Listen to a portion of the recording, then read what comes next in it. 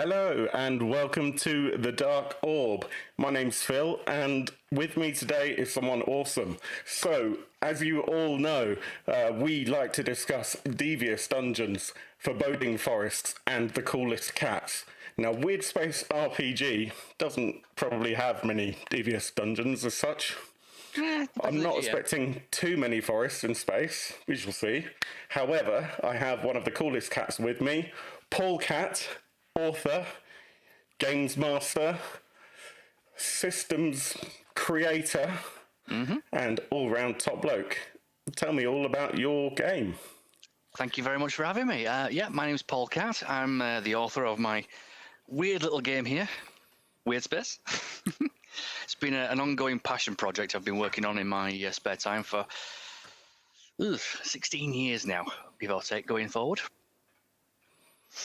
And it's a homebrew thing that's just got well and truly out of hand. 16 years. About a decade of that has been weekly playtesting as well. Wow.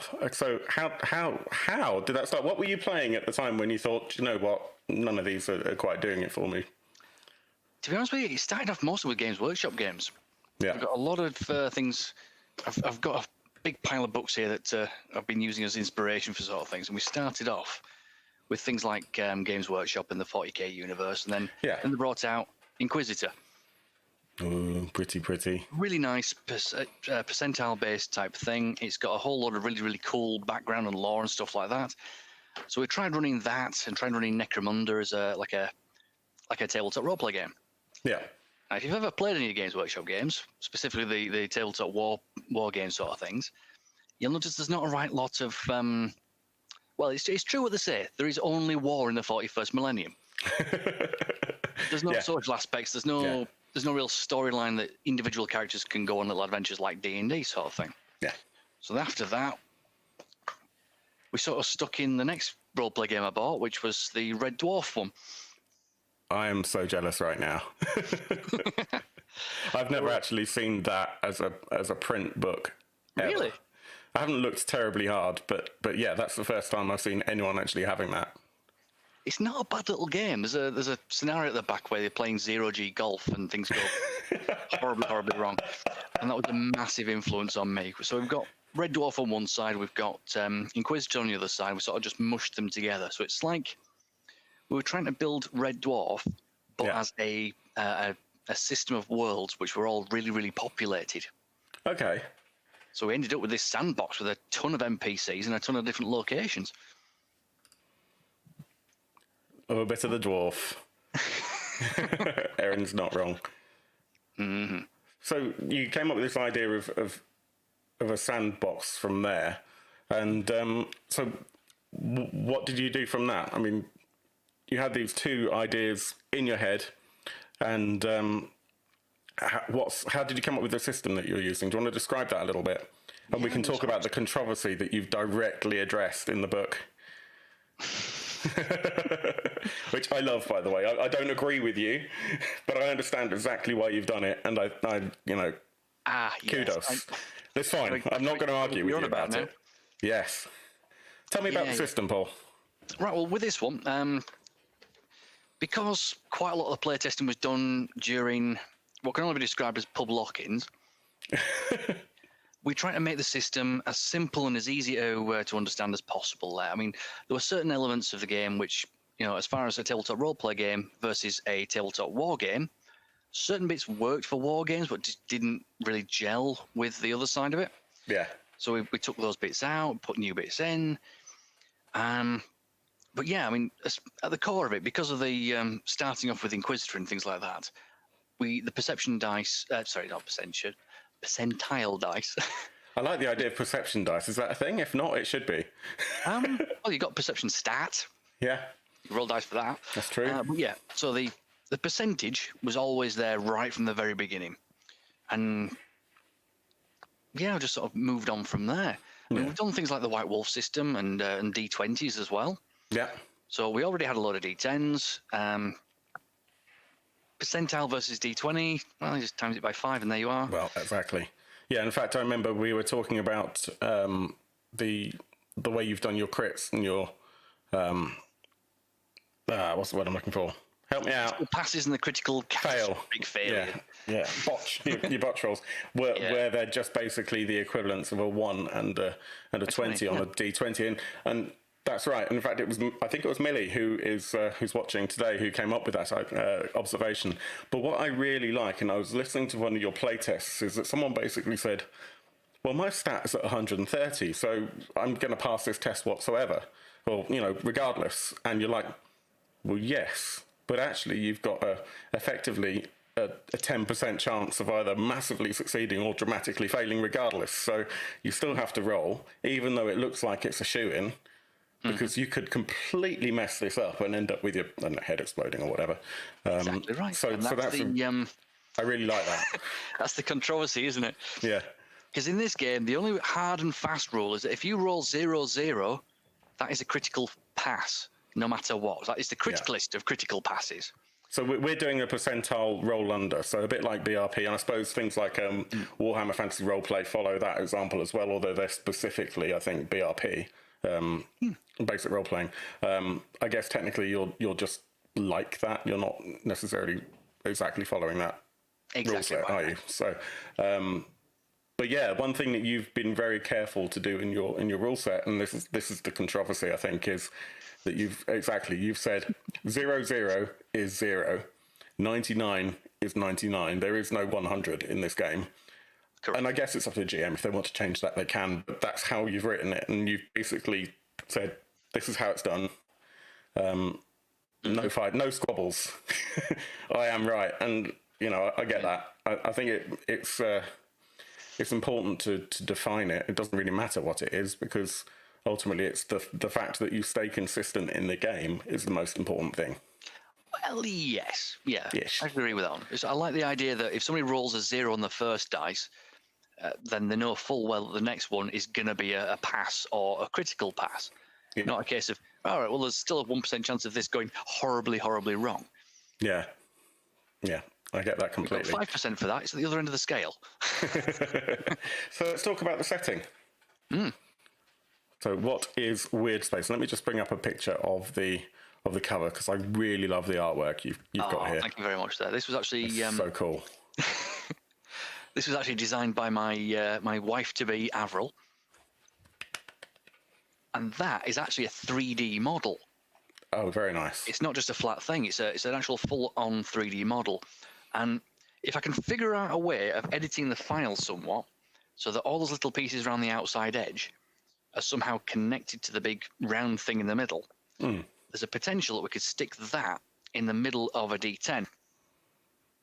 Yeah, must be doable. It must be doable. I just haven't got the skills myself. Well, you're a writer. Exactly right. But it's like the little tiny spaceships. I have absolutely no 3D modelling expertise whatsoever. But if we manage to get to £1,500, we do have a bunch of tiny little spaceships I can send out. Are you actually going to send them out as physical things, or are we talking about the STL files for people to print? Oh, that depends on which stretch goal we reach. If once we've reached 1,000, which I've already done, that's STL files for everybody. Let's have a look at the stretch goals. So I don't know how easily people will be able to see these, and I can't quite. Let me see if I can. The general gist of those is that I'm already at 1,000, and I've only got stretch goals up to 1,500 at this moment in time. I'm just going to let's do this. So if we've got a couple of adventures, and we've got a source book which is blank. As this is done really well, I'm actually considering doing the filled-in source book as well for like a follow-up stretch. Sorry, not stretch goal, a follow-up Kickstarter. Sure. I mean, this is the thing, right? I've backed this at the absolute top tier, and you can see there the top tier is £30 British, which is just, I mean, that's such a small amount. I almost feel like you're aiming too low with this, because I mean that's a thick book as well. I mean, it's pages of book, yeah. Yeah. I mean, yes, granted, if you wanted to go for a roleplay book of this particular size, usually it's about 35 to 40 quid. Yeah. But that's something that's going to have, more advertising behind it, more distribution, possibly even having a licensing agreement with a franchise that you know and love already. Yeah. This is a brand new IP, so I've got to make it competitively priced so that people will take a chance on it. I understand that, and you've smashed the the baseline for your campaign already, which was reached the goal in the first ridiculously day. low. I mean, we were looking at that and going, 300 quid? How does that work? I mean, you can't, some people can't even buy a handbag for, 300 quid. Well, that's Not just me, it. obviously. It's been I can buy a ongoing few. for years and years and years and years. I've already got absolutely. quite a few of the bits and pieces of the artwork already bought and paid for. I'll bring that up in a bigger picture in a second. The 300 quid is literally just to finish the thing off. So let's have a look at your stretch goal. So you started off with NPCs having a picture, and then maps looking better, floor plans, the Eldritch Space Cloud, which just sounds amazing, an adventure aboard an allegedly abandoned station. Yeah, It's not a petrol station, is it? It depends on you, really. Kind of modeled it after a dilapidated Deep Space Nine sort of thing. Oh, excellent. So it's got a shopping centre, and it's got a bit with like an underhive type of an area to it, and Cool. quite a bit of car parking, well, spaceship parking spaces. Yeah. Well, you need to have those, otherwise you couldn't go and buy anything. Well, yeah. Blank version of Perspective sourcebook. You showed me that before we came on the stream. That looks really fun. Yeah. I mean, I'm only going to be doing the PDF version because I'm thinking this might be something that I can include with the next Kickstarter if it goes well. But yes, got a whole lot of templates and things of how you can generate your own planets. Let me make you bigger. Right.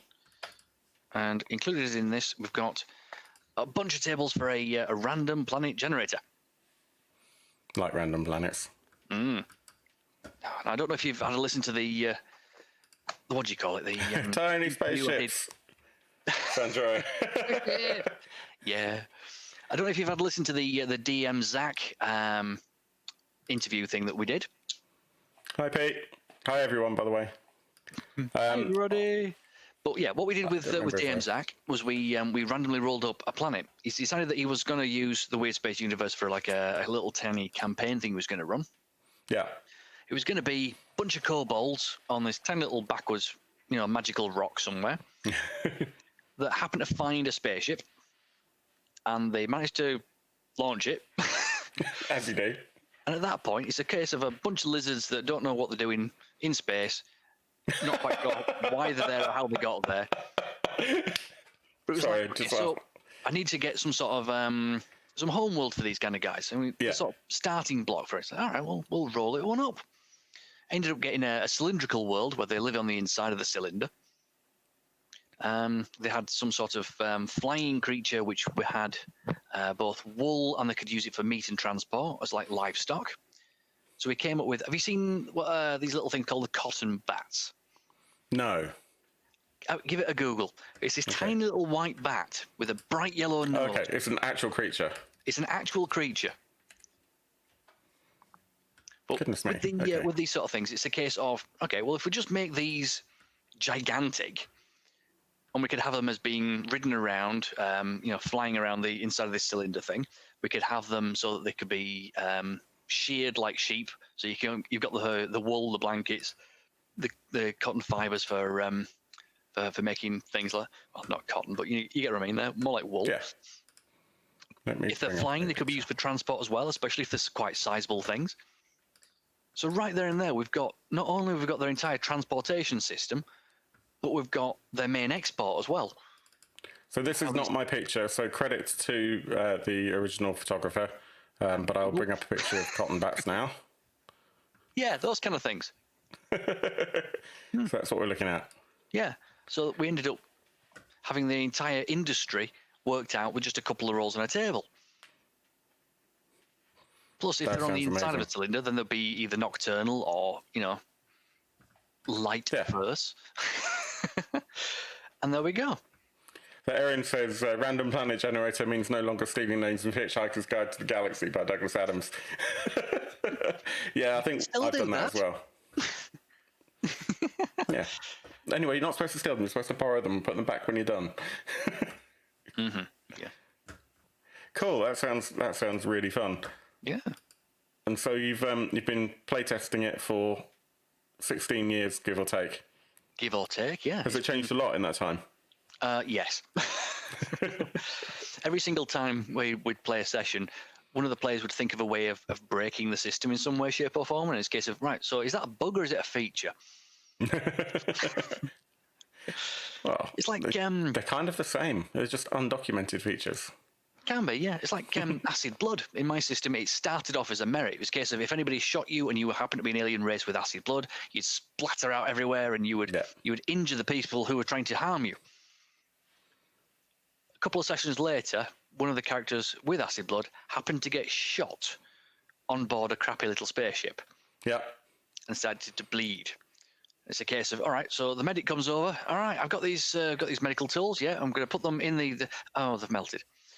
It's on a spaceship and it's melting.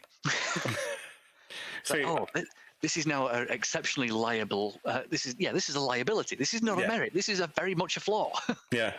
Although I think I would be tempted, and I'm not one for psychotropics, but I think I would probably interpret it slightly differently and have the blood being hallucinogenic to anyone that it touches. I think that's quite fun. That kind of acid. Let's talk about your medical table, because this is something that is in the quick start book, which is free and available on Drive-Thru RPG. And shameless plug. There's going to be a few of them, but this is one of the parts in the book that actually made me laugh out loud. I don't know how well. Yeah, it comes up nice and easy. That's readable. Yeah, absolutely. I love this idea that the doctor's not really that great, and you've got a 50% chance that he's just going to completely mess it up. Oh yeah. And rather than it just being a fail.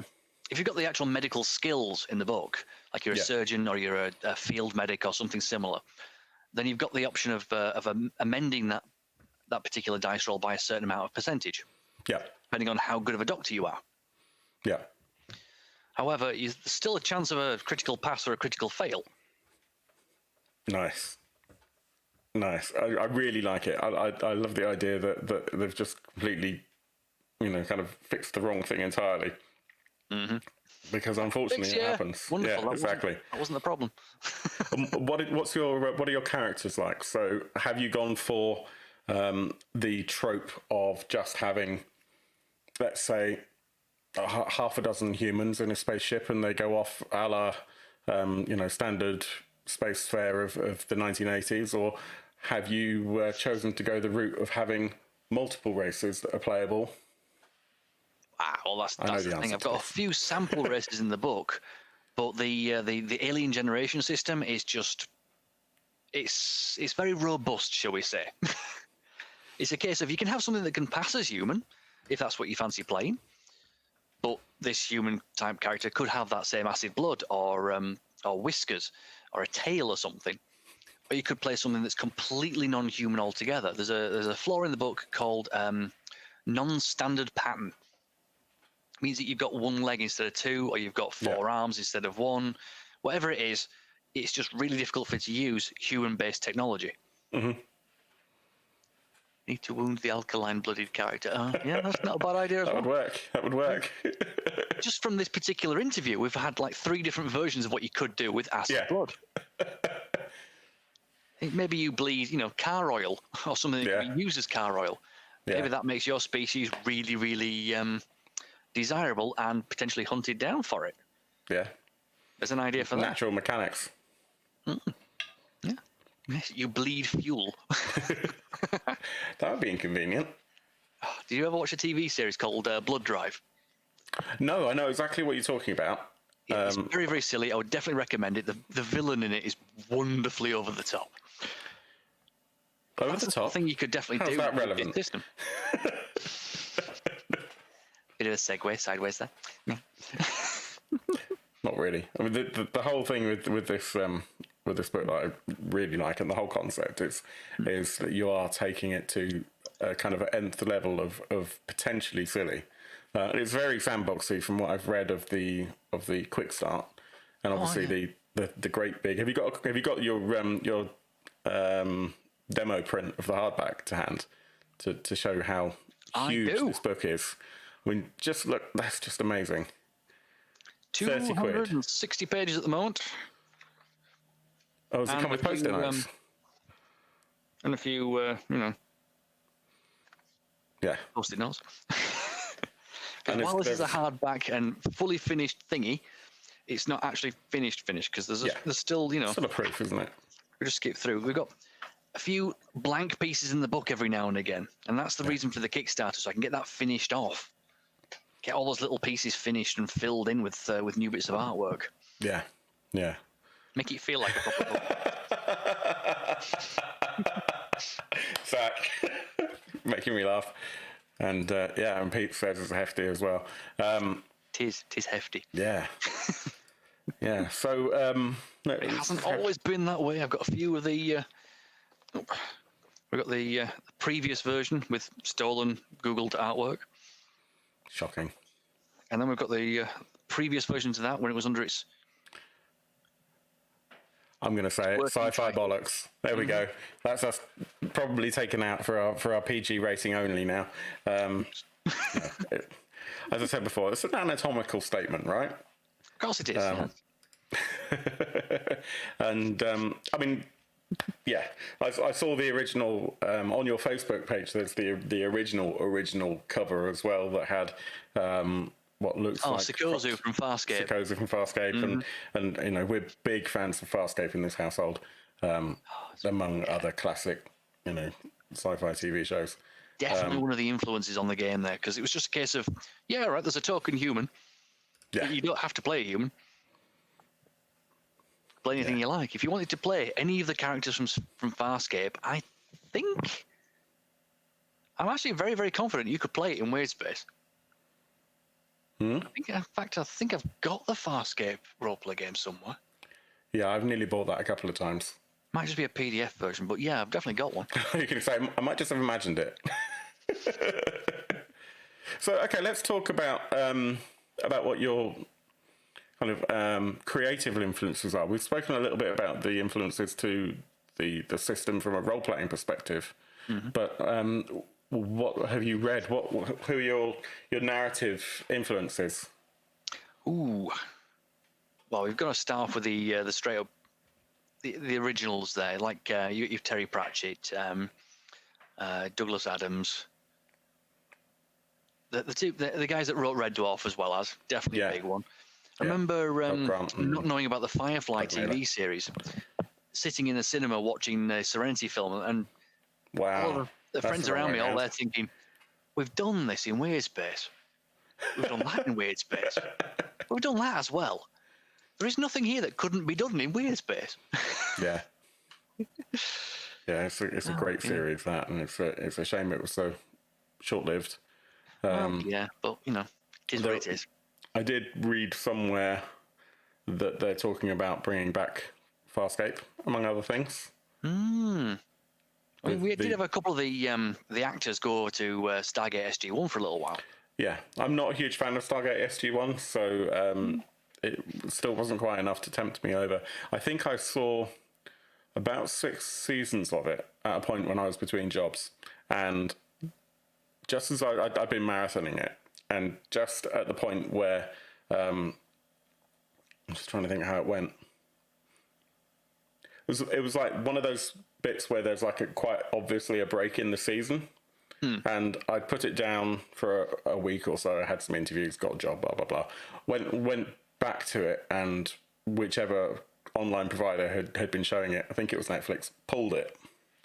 And there was like 3 seasons left or 2 seasons left on there, and I just had no hard feelings about it at all. I realised that I was completely over it, and that I hadn't become at all attached to the main characters, which was a real surprise to me because I'd spent so much time on it. Yeah. But that's fine. I mean, there are other shows like The Expanse and Battlestar Galactica and Babylon 5, and those are all so important to me. The big posh ones. And there's Babylon also a 5. bunch of things on the Sci-Fi channel that you might have seen. Like, have you seen Killjoys or Dark Matter? I saw, I think, the first half of both of the first seasons and enjoyed them a lot, and then didn't get back to them. I really enjoyed the first season of Future Man, which was a recent show. Got like halfway through the second series and then put it down. There aren't that many seasons that I managed to get through and stick with. Star Trek Discovery is another one. I got halfway through the second season of that. I I've think not started that one myself. I don't love it. I mean, it's fine, but that's it for me. I know a lot of people really, really adore that show, but I don't know. It's just not quite there for me. Fair enough. I mean, there's also the Orville. I don't know if you've seen that one. The Orville is amazing. So it's Star Trek, but with a bit more, Yeah, with a bit and more Weirdspace in it. Avenue 5, did you see that? Oh, I love that one. That was really, really... Yeah, that one's just barky, man. Although, to be fair, Star Trek stick is your boring, lorry in so fair. anything is instantly going to be better, isn't it? This is a really great question from Zach, and I think it merits some serious thought on your part, Mr. Cat, if you're able to address it. Okay. On a scale of paranoia to Star Wars RPG, how does a standard session of Weirdspace get played? Well, I can't answer that one without upsetting friend computer.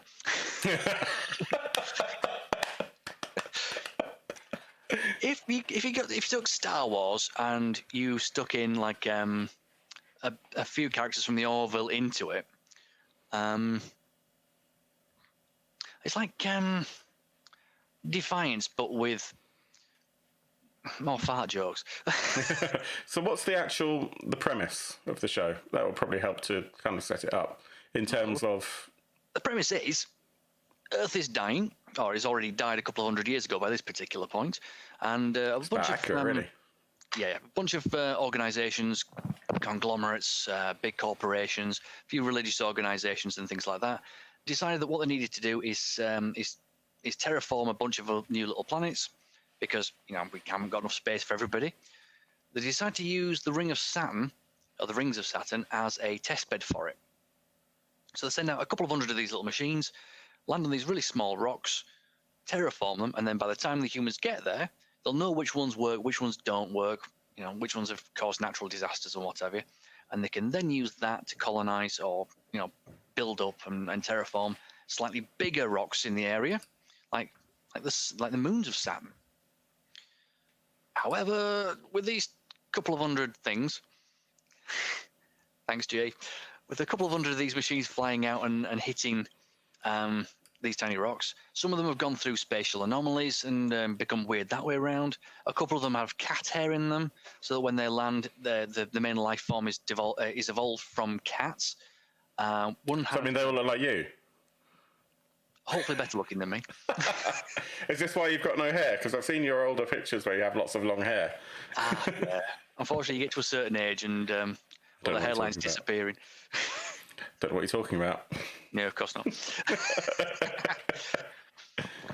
But yeah, so by the time the humans get there, it's a couple of hundred years later. Maybe it's a generation ship, maybe they've been stuck in stasis or what have you. And now there's these tiny rocks have got cities on them, they've got forests, they've got 101 tiny different aliens on them. And, well, every single one of them's had some sort of history for the last couple of hundred years.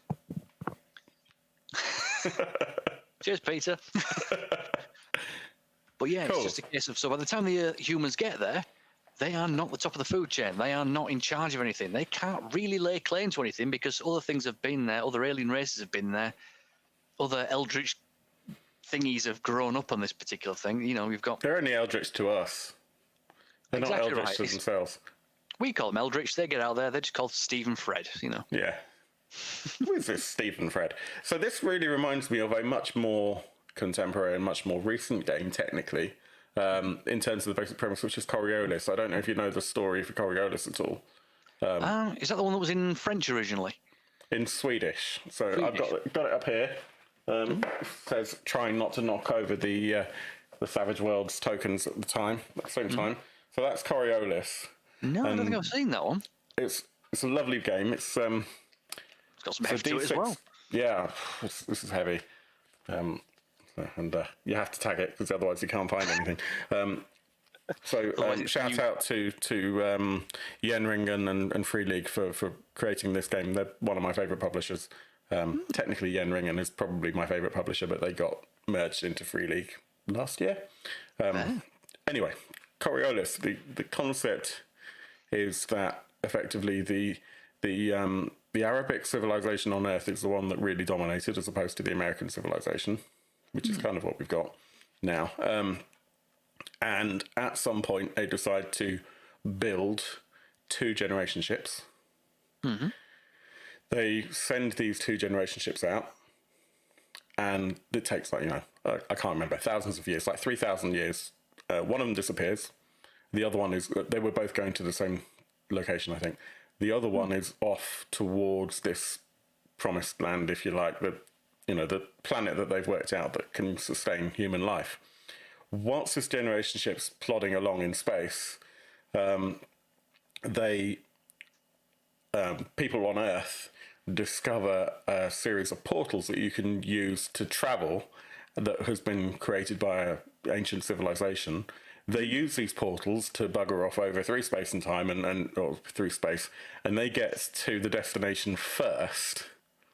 And through these series of portals, they, kind of expand the human race on the way, get to the destination, have a massive punch up between one system and another system, the second and third horizons, collapse the portals between these 2 universes, if you look, galaxy sort of cluster, pockets of civilization. There we go. Collapses the portal between these 2. So you end up with the destination place then having no supply chain from the rest of human civilization and sort of falling into disrepair. And then when the generation ship gets there, the place has already been populated by humans, but it's fallen into such an array of disrepair that this 3,000-year-old ship has more advanced technology than anything that's there. Fair enough, there. It's quite Portals interesting. thing kind of reminds me of Murphy's World. I don't know if you ever saw that book. I don't know that. It's the old Murphy's Law of anything that can go wrong will go wrong. It's Yeah, that, absolutely. but branched out to an entire system. Let's have a look. Do you ever play the Star Wreck? In the Perkinning. That's the one, yeah. Yeah. They did a roleplay book based on that one. It's a very, very short thing. It's only like 20 or 30 pages long. But it's a case of every single character has got a list of flaws, and that's it. All the dice rolls are trying to overcome your own flaws. I remember, I don't remember, it's been 10 years or something since I saw it, but there's a scene quite close to the beginning where one of the characters, I think it's the equivalent of the Klingon, walks onto the bridge and he's got some toilet paper stuck to his shoe. And it's ridiculous. And yeah, you're right, that's exactly the kind of feeling I got when watching the video on your Kickstarter campaign page about it just being utter chaos. There's some really great comments I'm going to bring up. So Zach says, sounds like a fantastic setting to make up anything you want. Finally, my dream of sending my players to a planet of psychotic animatronic shares can be realised. Yeah, that's third planet on the left. And you can't work out how to do that in DCC, because Zach is a DCC judge. If I can turn back time, if I can find a way. And a good question from Gareth. Mm-hmm. What happens when you strap a nuclear bomb to a jump drive and blow it up on the surface of a planet? Now, that sounds like something that has a story attached to it. It might be worth mentioning that Gareth is one of the playtesters for this particular system who has been there since day one. So Gareth is at least 17 years old. Yeah, yes, he is.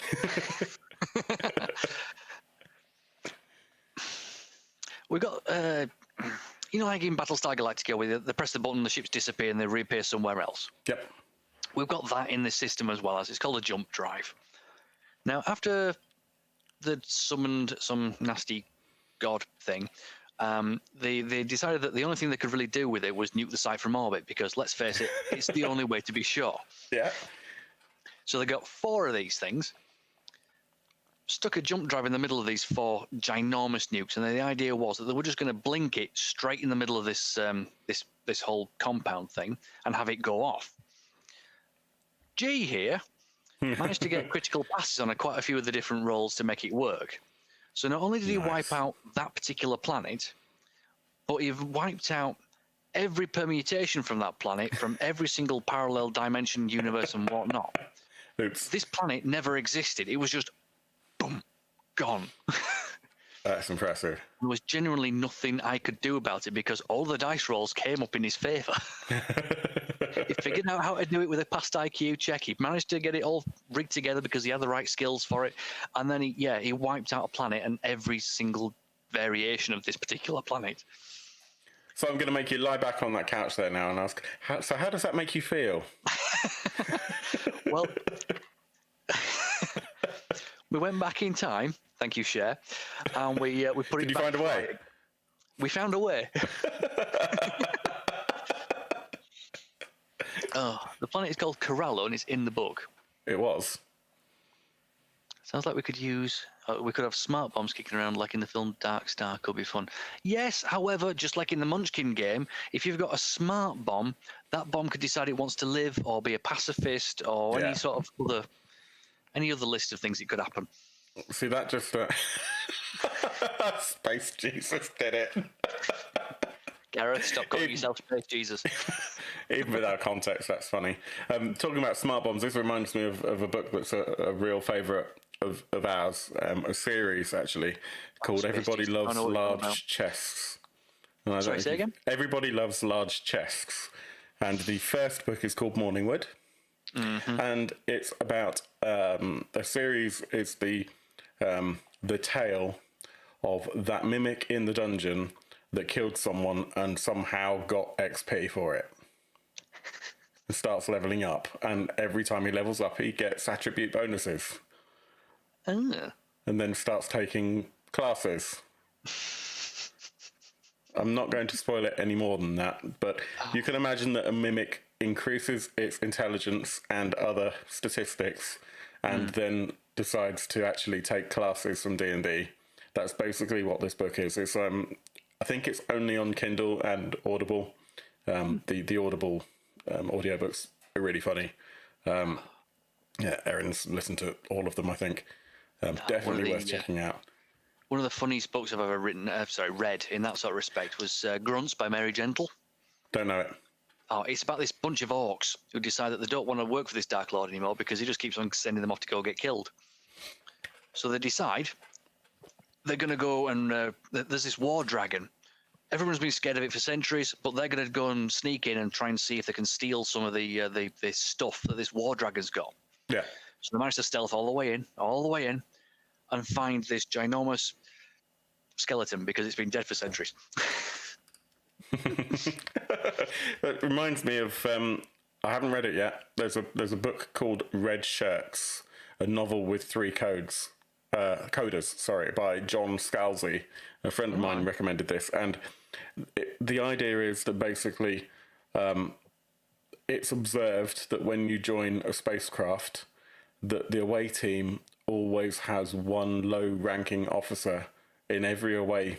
There's one low-ranking officer in every away team, and it's the low-ranking unidentified officers that always die, and therefore everyone in the lower ranks is always trying really hard not to go onto the away team because they know that they're the one that's not coming back. I've heard great things about it. The Audible is read by Will Wheaton, so if you like Will Wheaton, then that will help. If you don't, then you're just not going to do it. But got a bit of star power behind it then. Huh? Star power, yeah. Celebrity, star power behind it, yeah. Absolutely. And that's on my list. Erin asks, what classes do you have in Weirdspace? Oh, there are no classes. Classless system. So Classless system. You can play anything you want. Any skills that you want to buy, you can just go out and get. There's even, if you don't want to spend your XP points on something, you just want to try something out, there's a piece of technology called a head drive. It's just a little hard drive that you stick in your skull, and then you can download skills from there.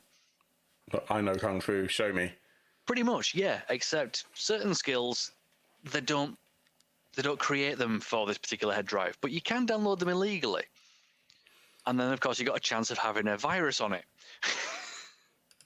So everyone is the pilot. So what kind of skills do you have? Have you got any particularly exciting skills or terrible skills? Let me consult the book. Story time with Paul Catt. Are we sitting comfortably? No. Then we begin. Right, okay, so that's guns, special ammunition, black market items, second-hand ship table. Where are the skills? It's a skill-less game. Werewolf, yeah. Vampire safaris. A werewolf vampire safari sounds amazing. I would pay at least 37p to go on that. What I should do, seeing as I spent all that time making it work, is just go straight to the index page at the back. S skills. There we go. Page 27. Totally off. That's at the front of the book. Yes. There we go. So non-combat skills. We've got. Do you want to pick out some of your favourites? We've got vehicle build and repair. Jerry rig. If you've got a bit of gaffer tape and an IQ check that's passed, you can get a few more miles out of something. Black market contacts. You are familiar with the seedy underground dealings of the black market and have the ability to identify black market contacts in a bar, cantina, / etc., without giving yourself away. Freelance pharmacist. With a successful perception check, you can spot the telltale signs of someone who has narcotics for sale. I can see that being useful. Yeah, plus bonus modifier there if you're looking in a nightclub.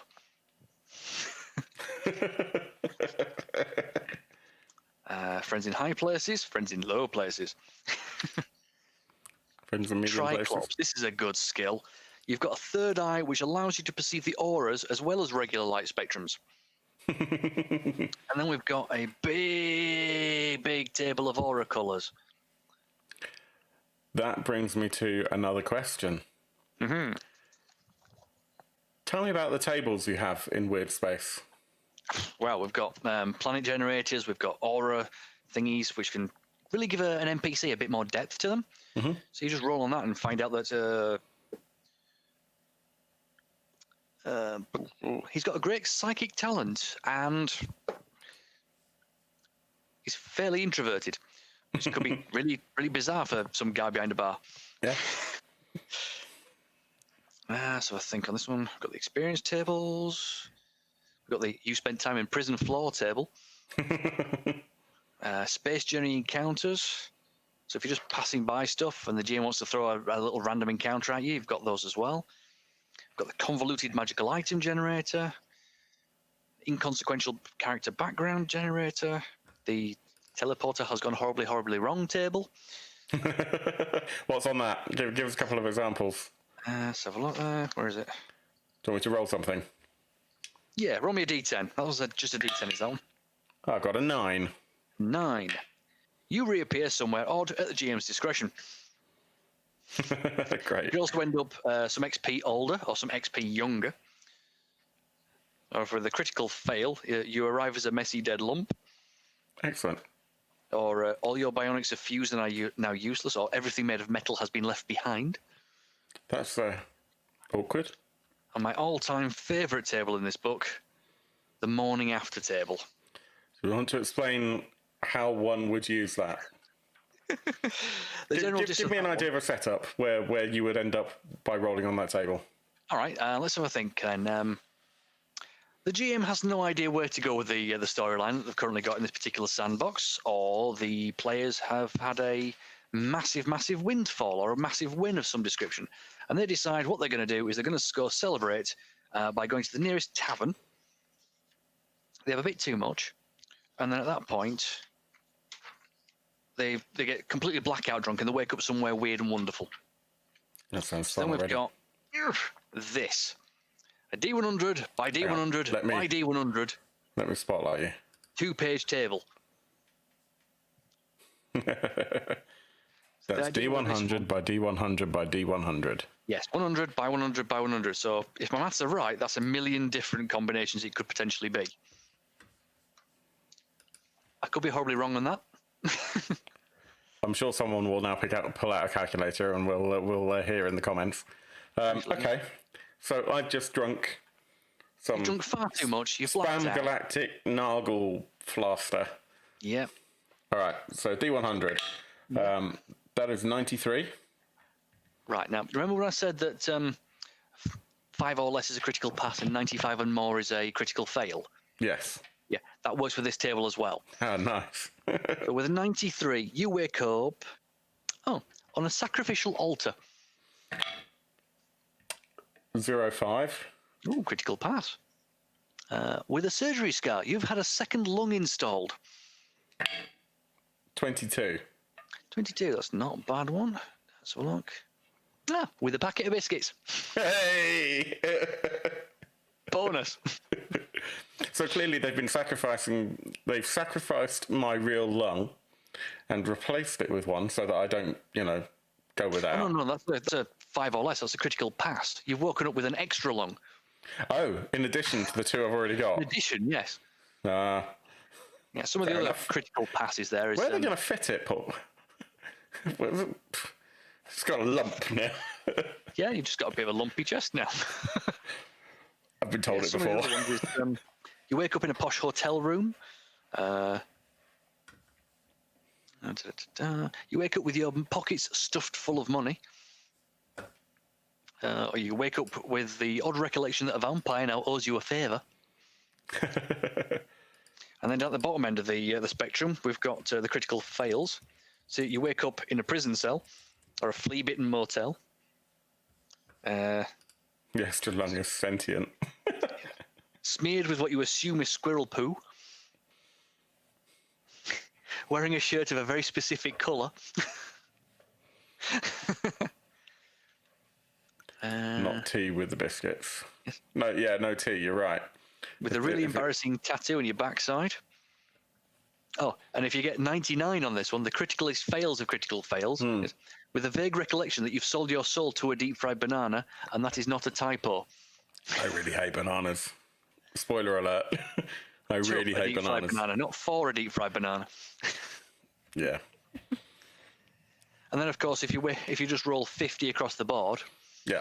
just 50, 50, 50, you wake up covered in butter, smeared with butter, and you have been buttered. Awesome. And you'll be surprised just how often that has actually popped up. That's just... I have no words. So you've been playtesting this how often? Is it weekly, monthly? It's been playtested weekly for a decade. Wow. And then for the other 6 years of it, it's been more sparse than that. Because I've been trying to get things like the editing and the layout and the artwork and all that kind of stuff sorted together. Yeah, absolutely. I had a question I was going to ask and it's completely disappeared from my skull. That's annoying. You could use a synapse upgrade. Got those in the book. Yeah, well, I didn't roll for that. I've got an extra lung. Yeah. And a packet of biscuits. And a packet of biscuits. So what are you playing other than... What are you playing? With a packet of biscuits, what kind of cult is it that worships biscuits? Well, this is why I wondered if maybe they'd taken my... Avril's just screamed from the other room, lung. the best kind. I wonder if they'd taken my natural lung and that was what they sacrificed, but they feel that that's not a fair thing to do. So what they've done is they've replaced it with an artificial lung that's better than the lung that they've taken. Mm-hmm. And the biscuits are there like when you wake up from surgery, normally they give you something sweet just to kind of... Oh, like when you go give blood. Like, here's your juice cup and your packet of biscuits. Exactly. So they're like, benevolent cultists. Yes, the cult of the biscuit. Yes. Ah, McVitie. All hail foxes. The animal? No, the biscuit. No, it's really cool.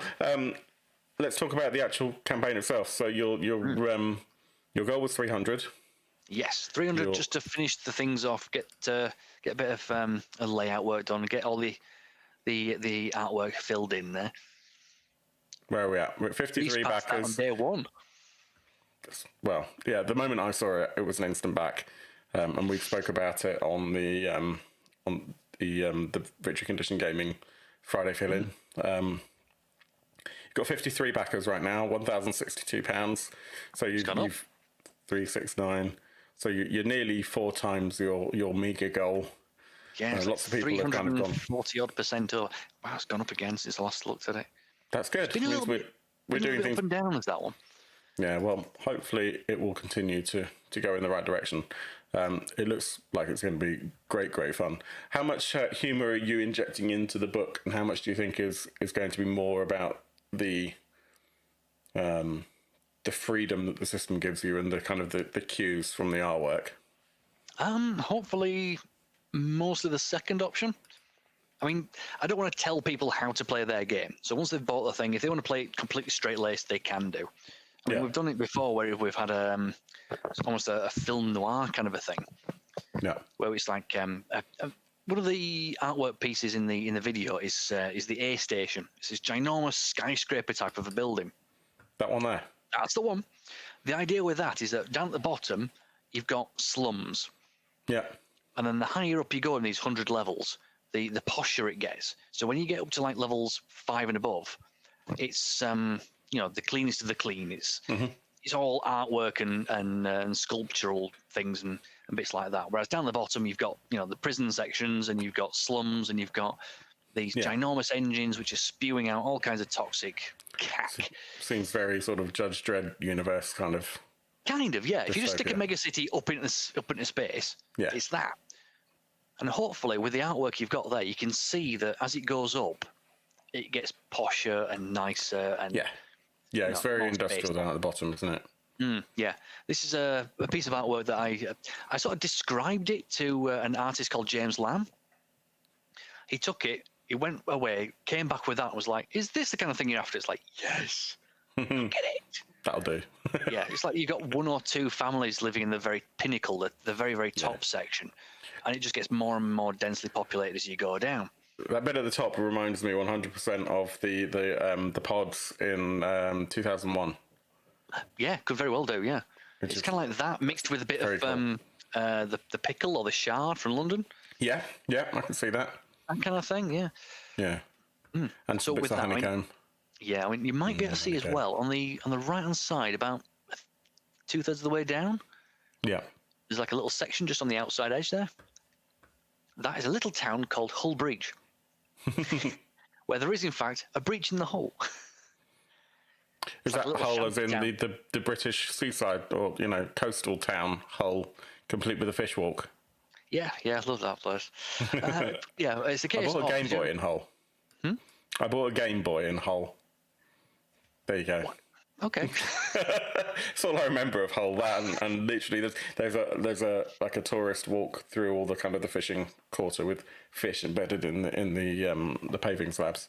I wouldn't know. I've only ever been to Hull twice, and neither time was deliberate. Did you roll badly on that table? This was before GPS was invented, and yes. One was on a drive from Bradford to Derby, which took me 6.5 hours to get there and about an hour and a half to get back again. And the other time that was, I can't remember where. Orbreach. It wasn't Hull. Well, yeah, the town of Hull Breach is just like a little tiny shanty town on the side of this particular space station. Yeah. And because there's an actual physical hole in the hull, that's where all the smuggling comes into and out of. Right. But yeah, back to the original point. We ran like a film noir detective story type of thing based in there. Loving it already. The cops have access between like the lowest level and like level 30. Mm-hmm. You had to be a certain level of posh before you could go above level 30. Yeah.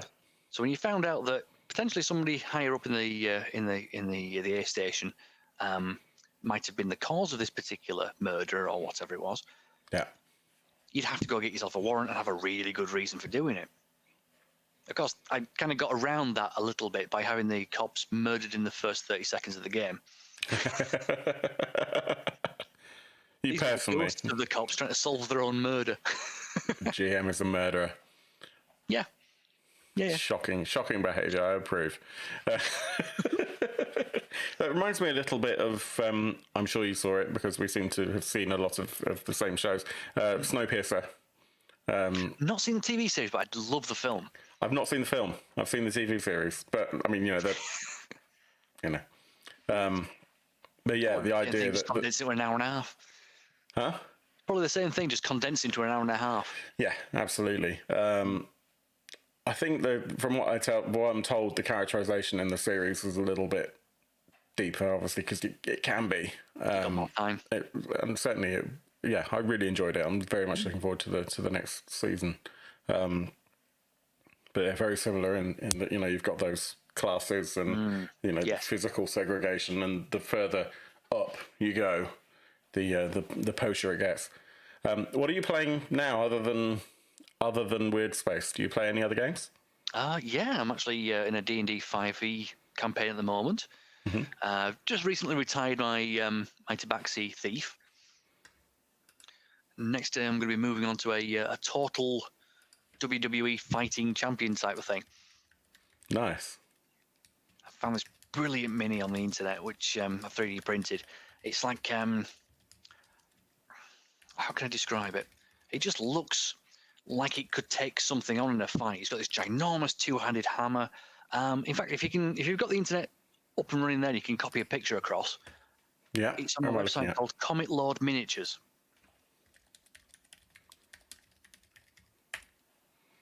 I think the character's called Torok. He's a blood hunter. Except I'm not playing it as a blood hunter. I'm playing it as a champion. It's this turtle that's got like metal armor plating all over it. Which is weird because in 5e, turtles can't actually make use of any armor. I'm trying to get to. Hang on. So I was trying to think of ways and reasons why this particular really cool miniature could be included, and how and why this particular turtle could have armor plating on it. So I came up with the idea that it was like a Colosseum gladiator that has had the absolute snot beaten out of him. That's the one. So he's got like armor plating on his knees, on his arms. Yeah. Big metal plate on his front. I mean, the miniature itself is just absolutely amazing. You get like 4 or 5 different versions of it. No Tilda Swinton explaining how a shoe works. In the Snowpiercer TV series, yeah. Tilda Swinton makes pretty much anything a little bit on the weirder side. She's great, though. Oh, brilliant. Yeah. She was fantastic in the Keanu Reeves version of Constantine. She was brilliant in Doctor Strange. Yep. I still think that the ancient one should have been more, Ancient? I was going to say close to the comics. Yeah. Nerd.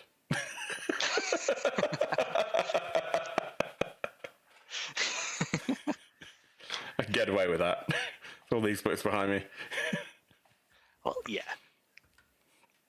No, that's a really cool model, that. It is, yeah. Especially when you figure out that it's $5 Canadian, which is about £3. Yeah, I mean, all you get for that is some digital files, right? Come in the same thing, the same pack. Sorry, say that again, Paul. It's $5 Canadian as well, which means about £3.50. Yeah. And all those poses come in the same pack. So you've actually got 4 or 5 turtles for £3 odd. And that's digital files, which then if you've got a 3D printer, if you've got the right tech to do so. Yeah, my 3D printer would not be great for this, and that's mostly because I haven't got the time to actually calibrate it. And I've got it's behind me. You can just about see it here. An FDM printer. Yeah. So you really need a resin 3D printer as part of the as like an early Christmas present. Nice. So I could do the dental spaceships. I thought you just said the dental spaceships. Hang on. Yeah, tiny little spaceships. Bring those in again. They're kind of cool. They're very fishy. Well, it's one of the beauties of having people that who can do artwork for you. It's a case of right, design me a spaceship. It's, okay. Anything specific? It needs to hold about 30 or 40 people. It's like, cool, I can do that. Yeah. So a friend of mine, Laura Knowles, she's actually an international artist. She's gone over to places like Iceland and Greenland and done artwork for packaging. Nice. So internationally renowned, or internationally known, at least here in Iceland. But she's absolutely brilliant. It was a case of she just sat down, researched what sort of things would make a good spaceship, and came up with this really sort of fluid design, as well as 4 different floor plans for it. So it's upper deck, middle decks, lower deck, cargo deck. So that's going to be one of the Kickstarter stretch goals, because it's more or less already done. Let's we've basically hit an hour. It's been really cool. Thank you so much. It's been really good fun. Let's go back and have a little look and see what the offerings are. So there are not many different levels, are there, for the pledge levels for the Kickstarter? We've basically got that. With this being my first Kickstarter, I thought I'd keep it nice and easy. Yeah. Because once we've got the internal bits and pieces all sorted out for Drive-Thru RPG, The paperback and the hardback book is not really much different. I need to tweak the cover a bit so it fits around the whole thing, but that's it. The PDF, well, that's the easiest one to do. Yeah. Oddly It enough, has absolutely zero layout for me as well. are you fulfilling it through drive-through, or are you getting it printed through a? No, and I'm going to do it all through drive-through. That seems to make sense. Because once it's done and it's finished, I can put it up on drive-through, and then if people want to buy more copies of the book later on, that's a possibility as well. So let's just have a look. So ignoring the £1 kind of I'm not sure what I'm doing pledge, you've got £10 for the PDF, £20 for the paperback. Yep. And these are pound sterling, and £30 for the hardback. Yeah. And having seen the size of that hardback, which was a queue, Paul. Oh, are you? Right here. Hang on, let me go back to that. Hang on, the overlay's broken. There we go. So having seen the size of that book, which is amazing, I can't imagine wanting that in a paperback, to be honest with you. That is just epic. Well, as far as drive-through RPG is concerned, and the printing cost and the postage and packaging costs, I don't actually make much difference as far as the paperback or the hardback version. Whereas you make £1 million in profit on the PDF. Million D. Yes. Yes, that is just 80% pure profit. Apart from the fact that it's taken you 16 years, so if you get paid hourly, then then I'm making a massive, massive loss. Yeah. But it's clearly a complete labour of love. Really excited to see the actual book itself hitting our doormat in probably 6 months or so. Do you think it'll be something like that? Yeah, it really does depend on how quickly the artistry can come in, how quickly I can do other bits and pieces like that. I mean, I may very well end up just throwing money at somebody who knows how to do the formatting for drive-through RPG, because I'm having absolutely no luck at that. I know a few people who've had exactly that issue. One of my friends, David Beatty's, had that issue with his thick start for his game Dark Trails, which is Weird West dungeon crawl classics. I think I've got the quick start here. Yes, I have. That's his quick start. That's a quick start. Yes. Good grief. But this is DCC, and I don't know if you're familiar with Dungeon Crawl Classics, but basically it's take Dungeons & Dragons 3.5, but make the majority of the book spell tables. It's wonderful. The system itself is really, really cool. It's one of the most played systems in kind of our household and our friendship group. And this is a Weird West variant, so it's really, really fun. But he had exactly the same issue where he'd upload what looks like a completely perfect PDF, and they'll just go, no, it's not compatible. It's like, no, I don't like that font. Yeah. It's not embedded in quite the right way. Yeah. You need to add more meringue. You need to add a little bit more blancmange just from the outside edges. Oh, yeah, and crit tables, I forgot about that. Page 47 needs to be buttered. And, of course, the main thing about DCC, apart from spell tables and crit tables, is that you have a grand total of 14 different dice in the dice set. 14? 14 different dice. So, do I have mine? Where's my... there it is. It's more than a bit awkward, is that one? So, it says with it all rolled up. Other dice holding devices apply. So you start off with a D20, as usual. Right. But, like, if you know, in 5th edition, for example, if you get advantage, you just roll twice. Yeah. So in DCC, you don't roll twice.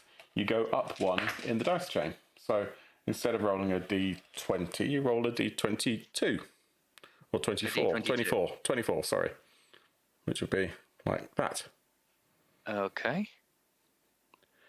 And if you've got, disadvantage, you could go down the dice chain. So instead of rolling a D20, you roll a D16. And... yeah, you can keep doing that. So, for example, there's a D5. So it's a great excuse for having... Buy more dice. Yeah. Clicky-clacky mouth rocks. D12 and a D14. And the I'm just trying to see if I can find it. Yeah. The D4 in the impact dice that are for Dungeon Crawl Classics are my favourite shaped D4s on the planet. They don't hurt, and you can actually pick them up. That's all right, but They're fun. my favourite D4. Where's my dice bag gone? Yes, guys, we have descended into dice talk. My dice bag is over somewhere else. But have you seen the Poly Hero dice? I have not. Oh, I've got the Rogue set. The D4 looks like a coiled bit of rope. Polyhero red dice. It's pretty much square. Well, it's like a rectangular shape sort of thing. So it's impossible. Oh yes, I have seen these. Yeah, they're really, really fun. The D20 padlock is just so much fun. So in character and in keeping. I'll pull a picture in like right now. Spinner with a padlock around it, and when you spin it and then you knock the thing down, it displays a number there. No, thank you. I've just been handed my dice pouch. She's a good one. You can keep her. What was that? You need a D4. There you go. Here we go. That's my favourite D4. That's awesome. And I've just pulled up a picture of the Rogue set. There we go. So they're quite funky. I do like the fact that the crossbow bolt is a D8. Oh yeah. Yeah, they've clearly thought about that. Yeah, I mean, with me buying these things on the Kickstarter as well, it came with the little D2, little skeleton key. That's great. Not so easy to throw down a dice tower though. Well, I suppose not. No, I mean the D3 could do. It's a little grappling hook. That's fun. Little fun one. Cool. Well, let's close out just by discussing one piece of art left from the quick start, which is your waitress scene. I've not pulled the whole thing here, but I really love the style of this. I think this is quite quirky. What's the is there a story that goes with this piece of art? Oh, it's going to be next to the bars and narcotics section in the book. So we had this one big blank page because the next page along was just another big 2-page table thing. Yeah. Just like, okay, again, James Lamb, absolutely brilliant artist. Could not recommend him highly enough. And that's something he's going to be getting quite a bit of the Kickstarter funds to fill in more bits and pieces as well as. But the idea was, it's a case of, right, so I've got a big space here next to the bars and drugs section. Could you draw me something that would fit in with that? All right, how about a bar scene? Yeah, we could do that. What kind of alcoholic things have you got in your system? Well, here's the morning after table. Said, brilliant. So he looks down the whole list of things and thinks, right, okay, so, here we go. You wake up with a bomb strapped to the back of your head. All right, we'll draw an alien on the right-hand side, and he's got a little bomb on the back of his head. Nice. The guy on the left is just the token human getting drunk. I think I've just kind of cropped that out of the picture. You can just about see it here as a monster with a bomb. Yeah, on the back on the right-hand side. Bomb strapped to the back of his head. It's all right, so let's think. We'll do an alien person serving drinks. That'll work. Yeah, okay. So what kind of alien things have we got? I don't know. Just do somebody with antenna. So I was expecting, little Andorian sort of things. Just a couple of little stalks sticking out the top of his head somewhere. No. He went full moth. He found the fuzziest moth and did the antenna like that, which is just not something I'd even considered. Yeah. But, if we can, as with any tabletop roleplay game, it's all about inspiration. Absolutely. As we did earlier on, it's a case of, right, acid blood. Yay. Yeah. Thought never occurred to me that it could be alkaline or some other narcotic or actual acid. Yeah, sorry about that. Yeah, no worries. I'm sure at some point he's going to do the same thing. Yeah. It looks great. I'm really, really excited about it. I'm really pleased that we had the opportunity to talk, and I'm, very thankful that you came on. People want to know more. Do you want to tell everyone where they can find you? Yeah, you can find me on Twitter, which is at Weirdspace.rp. Well, at WeirdspaceRPG. If you go for there's links at the bottom there. That way. Yeah, if you look for Weirdspace RPG on Facebook, you can find there as well. We're on Kickstarter right now, and we are there for another 10 days at the time of this going live. Yeah. 9 days, I think, now. 9 days? 9 days. I think it's just ticked over. Mm-hmm. And if you just get a £1 pledge in there, you can. We're going to be using backer kit, so you can you can upgrade that pledge to one of the other books further down the line if you really want to. Cool. Awesome stuff. Just want to keep your finger in the pie. Cool. That's probably the wrong phrase. Donut? Keep an eye in the fire. Yeah, something Yeah, like yeah, something like that. Toe in the vat of soup. that. Butter. Yeah, butter. Yeah. Yeah, And if, keep your feet in the concrete boots. That's what you're saying. There we go. Yeah, stick yourself in the concrete. And of course, if you want to download the free Quick Start Guide, which is not as big as that thing, Yes. but it is 53 pages-ish, with about 20 pages of actual game and another 30 pages of like a one-shot adventure. Yeah, That's also free on Drive-Thru RPG at the moment. highly recommended. It's a really cool read. I'm about half. I haven't read all the adventure yet. Let's put it that way. I've read the first half. Thought it was You didn't great. see the big end boss? No, I haven't got through that yet. It's been a busy weekend. Well, I'd love to get your reaction to that last thing on the. It's the biggest picture in the back of the book. Put Okay. it that way. I'm not going to bring it up and spoil it for and just in case anyone who's watching wants to be a player rather than a GM. So I won't spoil it for anyone. Paul, it's been a real pleasure. I hope everyone's really enjoyed this episode of the Dark Orb Meets. Please, if you have, click the like and the subscribe and the bell and all that sort of rubbish. It's been really great. Thanks very much for coming. And I'll catch you. We'll be online tomorrow night. Draconiroth, the other Paul, and I will be just discussing game news and stuff like that. So, some interesting things. Like, for example, they're doing a Terminator RPG. Really? Yes. Saying that, they And, did a Street Fighter 2 RPG as well at one point. Say what? They did a Street Fighter RPG at one point. Yeah, I think it's going to be better than that. It's by Nightfall Games. So, the guys who did Slay Industries originally. And Geek Retreat opening up 100 stores, allegedly, or franchising for that. So we'll be discussing that tomorrow, same time, 7 p.m. It's been great. Thanks very much.